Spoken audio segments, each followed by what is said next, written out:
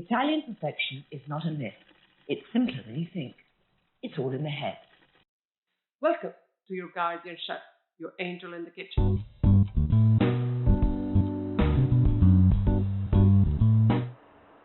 Today, we're learning the authentic Italian way to make the perfect pasta with prawns. I'm not just sharing a recipe, I'm sharing the foundational Italian technique. First, I will teach you the core principles. Then, I will show you how this single method can create two completely different classic dishes. One with fresh zucchini and another one with sweet cherry tomatoes. You will have the secret to create endless variation.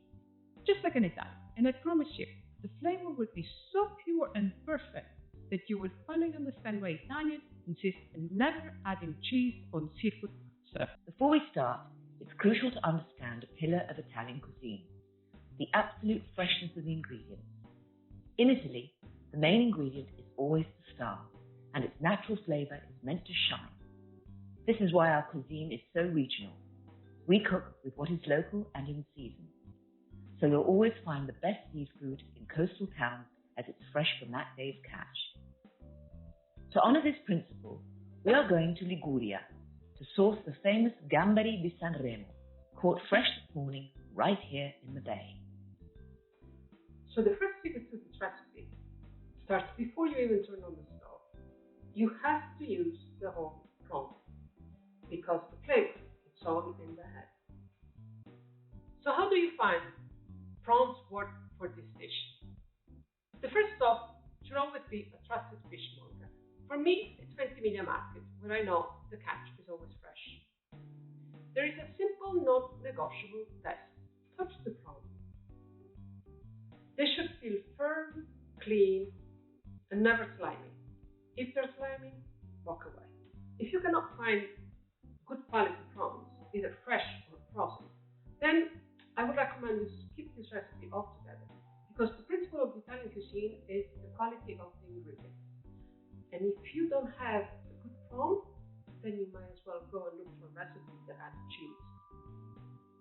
Now you have to choose your aromatic, and you can either choose garlic or shallot.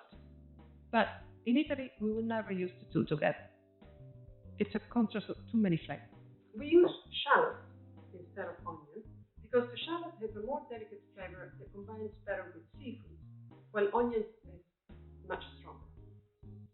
From this base, we will show you how to create two completely separate dishes, one with zucchini and another with cherry tomatoes. If you notice, I'm making two plates separately, one with cherry tomatoes and one with zucchini, because I don't want the two flavors to fight with each other. So I'd rather keep it simple, leave just one ingredient. The real goal of this video is to teach you the fundamental technique. So I encourage you to find the vegetables that you want to try, but I recommend following two simple principles. First of all, get the vegetables that are in season when you're making this dish. And secondly, do not use very strong flavor. So, for example, spinach, red pepper, broccoli, their flavor would be too strong to add to this dish. Since I'm in Liguria, I have to use a local specialty. They're called zucchini trombetta. It's completely different from a standard zucchini. It's long and slender, with the seed concentrated only on the very end. This means that the rest is pure crunchy, almost meaty flesh, perfect for this dish. If you ever see them at the market, I highly recommend you try them. If you're using regular zucchini, I recommend to buy them small. Never buy those big ones. I often see enormous zucchini outside of Italy, and I would never buy them. They have been left on the plant for too long, so they become very watery and filled with large seeds. Essentially, you're paying for a higher price for mostly water. In Italy, a farmer would never sell those. We would give it to the pigs. These are the ingredients you'll need for the zucchini version, and these are the ones for the cherry tomato version. The exact measurements are in the description below, and you can find in print the full detailed recipe on the blog on the link above. Now, let's talk about the pasta itself. I highly recommend long pasta, either spaghettoni or linguine or bucatini. You want a pasta with a substantial bite that can stand up to the firm flesh of the prawn. goal is to be able to wrap the strand around the prawn, creating the one perfect, satisfying mouthful. For this recipe, I'm using fresh spaghetti. I make myself with the KitchenAid attachment, and if you want the recipe, you can find it on the link here. Now, if you find this information useful, remember to like the video and subscribe to the channel. And I'm not a chef. I'm Italian, and for us, food is like a religion. Now, let's begin cooking. First, rinse your fresh prawns under cold running water. If they have very long antennae, trim them off. Otherwise, they can break off and get lost in your sauce. There is the need to understand why I'm using two different cooking methods for these two ingredients. The reason is very simple: the water content. Cherry tomatoes will release a lot of their own water, creating a beautiful brody sauce naturally. Zucchini, on the other hand, absorb the liquid and they need more time to cook. Because this is a fundamental difference, we will cook the tomatoes with the prawns, but we will cook the zucchini completely separately. This will ensure the best texture for both dishes and prevent the zucchini from drying out all the precious prawn-infused sauce. So, let's handle the zucchini part first. In a separate pan, fry your sliced zucchini in little olive oil until they are golden and nicely browned. Once they're cooked, set them aside. Now is the perfect time to start cooking your pasta, as we will need some of the starchy water for the sauce. Let's create our sauce base.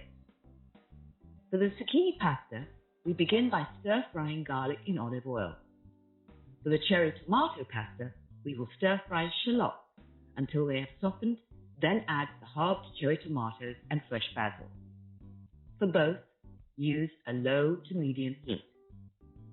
Now for the most important step, which is the same for both recipes. Add the whole prawns to the pan, with the head still on. Stir-fry them gently until they begin to change colour from grey to pink. Keep the heat low. This is crucial. Low heat encourages the incredible flavour to slowly release from the heads. Next, we deglaze the pan with a splash of white wine. The best choice is a dry, crisp wine like a Sauvignon Blanc or Pinot Grigio. Let the alcohol cook off for a minute. If you don't want to use wine, a squeeze of lemon juice is a good alternative, but make sure that it matches with the vegetables that you're using. So, for example, I will use it for the cherry tomatoes. And never use wine and lemon juice together. It's just unnecessary. The prawns themselves cook very quickly, so once they are fully pink, remove them from the pan to prevent them from overcooking. You can even put just the heads back in the sauce to continue adding flavour, but make sure no stray legs or antennae are left behind. Now we prepare the prawns for serving. You can add them back to the sauce whole and let your guests peel them at the table, or you can peel them yourself. If you peel them, you'll need to devine them. After removing the shell, look for the dark line running along the prawn's back. This is the digestive tract. It's not harmful, but it can have a gritty texture, so it's best to remove it. Simply make a shallow incision along the back with a small knife and use the tip to lift it out. It should come out easily in one piece. I use a special Deveining knife, and you can find the affiliate link to buy it on the Amazon right here on top. Once peeled and devined, return the prawn meat to the sauce just to warm through. Now you can also add the zucchini into the pan. When your pasta is al dente, drain it and add it directly to the pan with your finished sauce. I always recommend to cook pasta 1 minute less than it's what's written on the box, because we are sauteing the pasta in the pan with the prawns, so we want it to be sure that there is a nice al dente. For both sauces, make sure they don't become too dry. If they do, add a small ladle of the starchy water from your boiling pasta. The starch helps to thicken the sauce and make it creamy. And this is how we achieve a rich texture in Italy. We will never add cream. Toss everything together well. To finish the tomato version, season with a generous amount of freshly cracked pepper. To finish the zucchini version, season with black pepper and some fresh lemon zest. Do not add lemon juice. The wine already provides the acidity, and the zest provides a beautiful aroma without making it too sour. Serve immediately, piping hot. And there you have it. Not just one, but two perfect prawn pastas made with one fundamental Italian technique. The secret was never about a large list of complicated ingredients. We choose good quality ingredients in season and we kept them very simple. Trust the freshness, keep it simple, and you will always cook like an Italian.